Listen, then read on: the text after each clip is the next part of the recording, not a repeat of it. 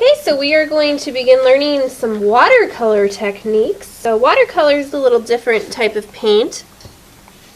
Watercolors are created by mixing pigment, color, with water and gum. So you need water in order to wake up the paint. If you don't wake up the paint, nothing's going to happen. It'll just stay there dry.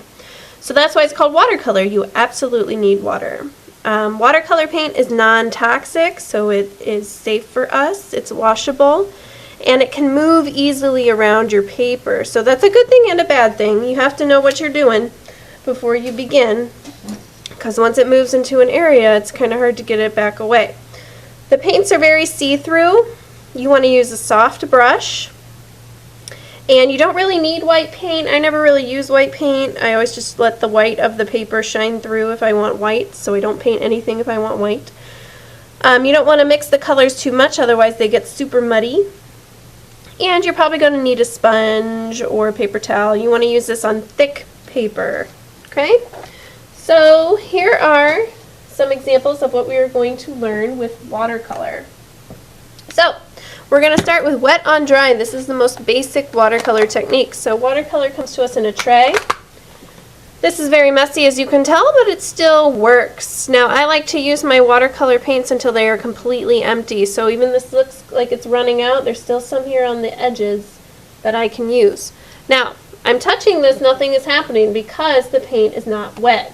Once it's wet, it's going to get all gooey like this. Okay, so right now I can touch it without anything happening. So I need my paint and I need some brushes. Now with watercolor, you want a soft haired brush, so you'll have to figure out which one is soft. So I'm going to use this one.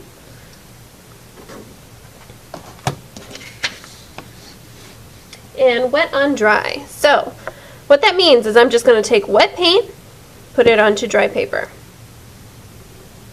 So I'm going to pick out a color. I'm going to get it nice and wet.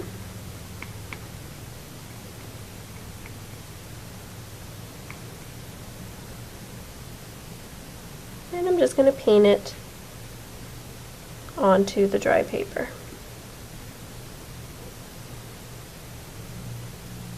So this kind of just looks like regular paint right now, nothing really that exciting.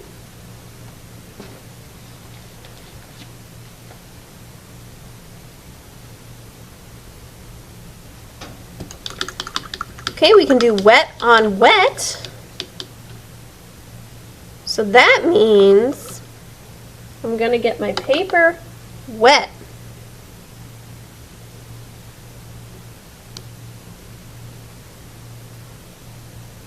And then I'm going to take wet paint. So I'm going to get this paint nice and wet. And I'm going to put it on the paper. And what you should notice here is the paint is going to be a lot looser. And it's going to spread a little bit because there's so much water. Now I like to put more than one color when I do wet on wet. And then they kind of bleed into one another. They blend into each other's spaces. And this would be good. Let's say you want to do like a sunset sky or something like that. Wet on wet would be very good for that.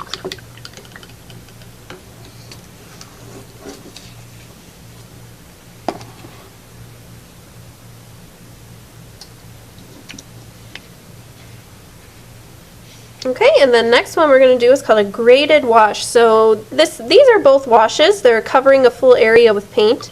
So when I say graded wash, basically all that means is I'm going to start with a dark color. So to make watercolor dark, you want to use less water on your brush. So my brush does not have a ton of water on it. Okay, now I'm going to dip it into my water. And I'm going to start bringing it down. Bringing it down. Bringing it down. Dip it again in my water. What's happening is the paint is coming off of my brush into the bucket of water. So less paint is on my brush. And that means the lighter it's going to show up on my paper.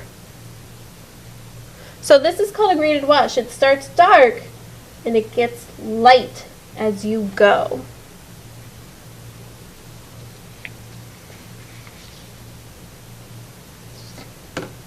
Okay, so these are the first three we should know. Alright, the next one we're going to do is called resist. So resist is where we will use crayon or oil pastel.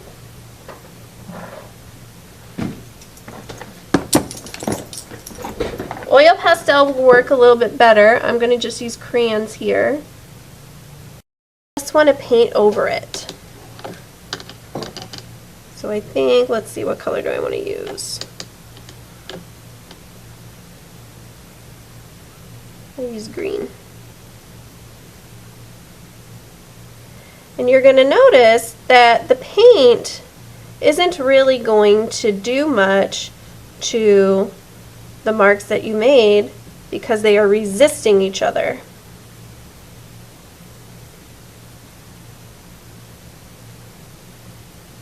So that way you can still see the nice yellow coming through, the blue coming through. Oil and water don't mix. That's why nothing's happening to anything here. They're not mixing with each other.